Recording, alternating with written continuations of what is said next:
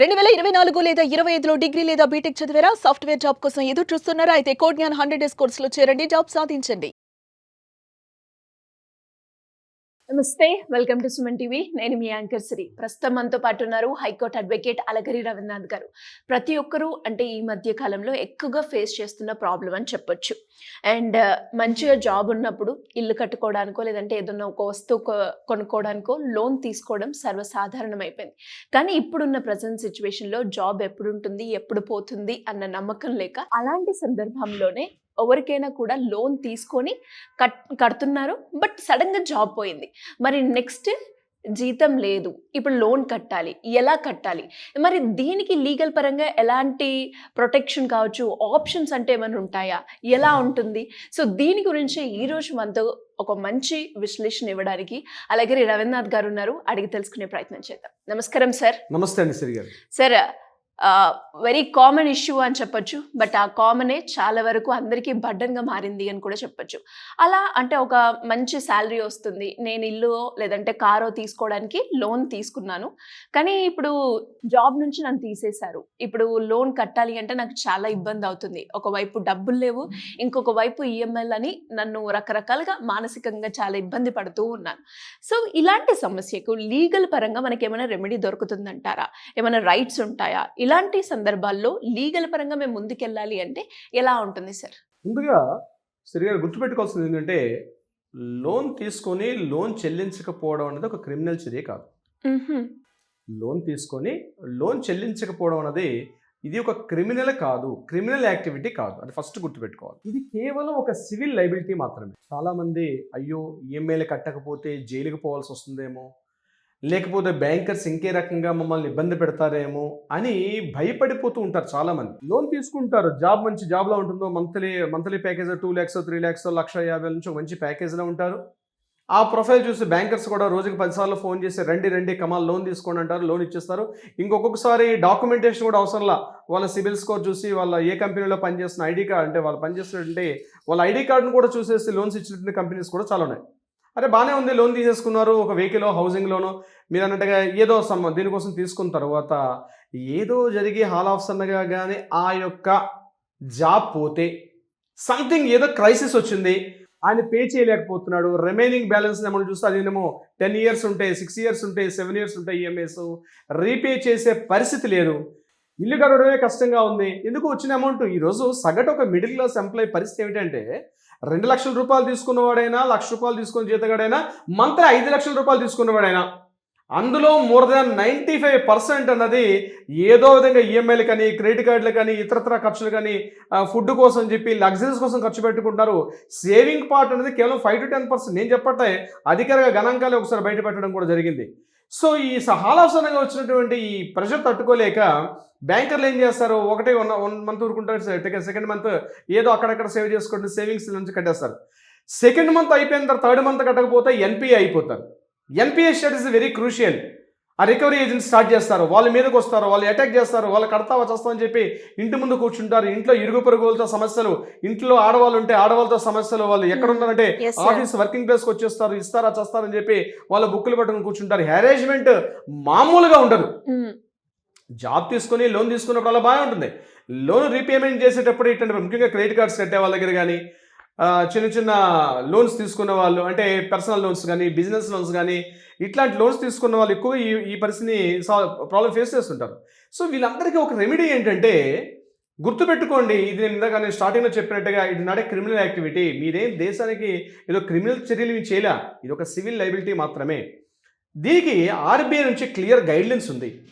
దీనికి ఎలా RBI guidelines అంటే, మీరు ఒకవేళ జాబ్ పోయినట్టు ఉన్నట్లయితే ఇమీడియట్గా మీరు ఏం చేస్తారంటే కన్సల్ట్ ఏ బ్యాంక్ అయితే ఉన్నారో ఆ బ్యాంక్కి మీరు ఇన్ఫార్మ్ చేయండి. So as per RBI guidelines ప్రకారం ప్రతి బ్యాంకు కూడా ఇట్లాంటి ప్రాబ్లం ఫేస్ చేస్తున్నటువంటి ఏ బ్యాంక్ అయినా మీ ఈఎంఐని రీస్ట్రక్చర్ చేయొచ్చు, లేకపోతే రీషెడ్యూల్ చేసే అవకాశం, 2 options ఉంటాయి. రీషెడ్యూల్ చేయొచ్చు, లేకపోతే రీస్ట్రక్చర్ చేసే అవకాశం ఉంటుంది. రీషెడ్యూల్ అంటే ఏంటి అంటే, సపోజ్ మీరు ఏదైతే అమౌంట్ తీసుకున్నారో ఇంత అమౌంట్కి ఇన్ని నెలల్లో కట్టాలి, దానికి రీషెడ్యూల్ చేస్తారు. లేదా రీస్ట్రక్చరింగ్ చేస్తారు, అంటే ఫస్ట్ మీరు తీసుకున్న 5 years 6 years ఏదైతే ఉందో ఆ టెన్యూర్ని కాస్త ఎక్స్పెన్షన్ చేసే అవకాశం ఉంటుంది, మీ ఈఎంఐని కూడా తగ్గించే అవకాశం ఉంటుంది.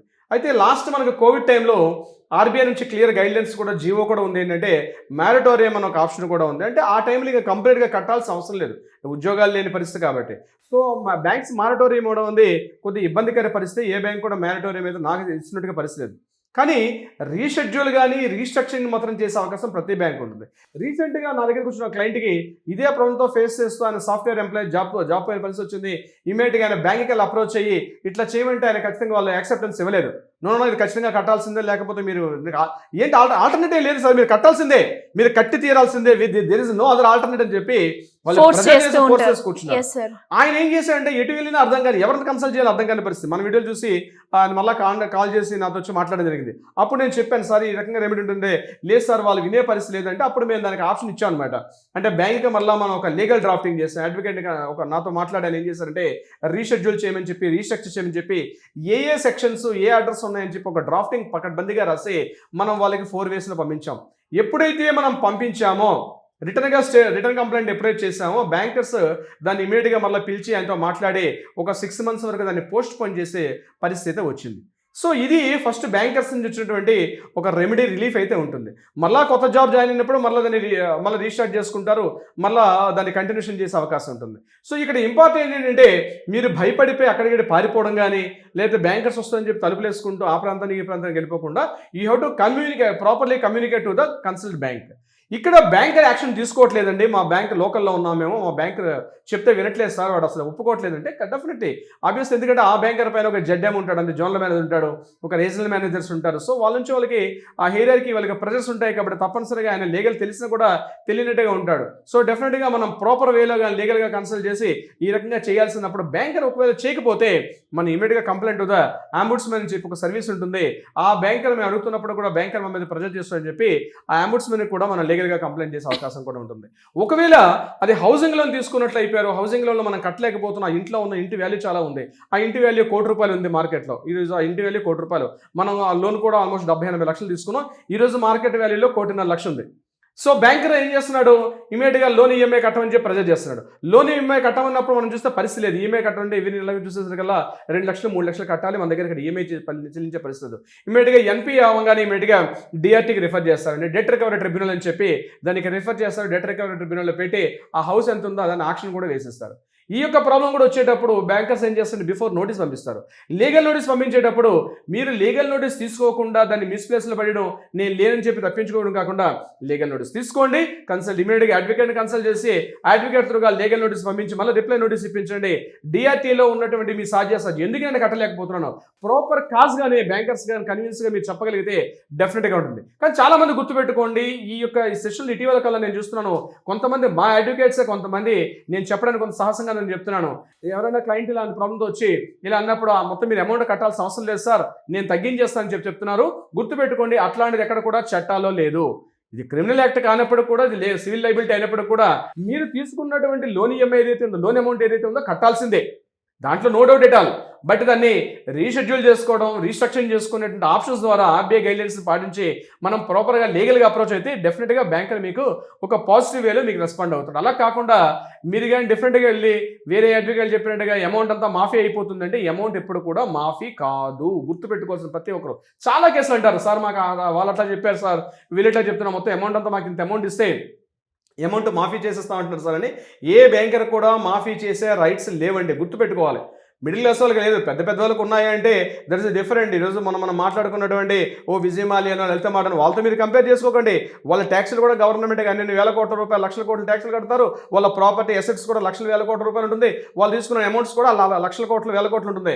మనం చూస్తే కామన్ మీరు మిడిల్ క్లాస్ పర్సన్స్, వాళ్ళ రూల్స్ మన రూల్స్ ఒకటేనంటే అందరూ చట్టం ముందు అందరూ సమానలే, కానీ వాళ్ళ లైబిలిటీస్ ఎక్కువ ఉంటాయి, వాళ్ళ అసెట్స్ ఎక్కువ బయటలో ఉంటాయి మార్కెట్లో. వాళ్ళ ప్రాపర్టీస్ని చూసే బ్యాంకులు ఇస్తారు, ఏమీ లేకుండా. ఇప్పుడు విజయ్ మాల్యాకి ఒక 4,000 కోట్లు 9,000 కోట్లు ఇచ్చినట్టు మీకు నాకు ఇమ్మంటే బ్యాంకర్ ఇవ్వడు కదా, ఎందుకంటే మన దగ్గర అసెట్స్ ప్రూఫ్స్ మనం చూపించాలి. సో చాలా మంది అనుకుంటారు వాడు అమౌంట్ బ్యాంక్ ఏమో వాడికి 2,000 కోట్ల రూపాయలు మాఫీ చేసేసింది.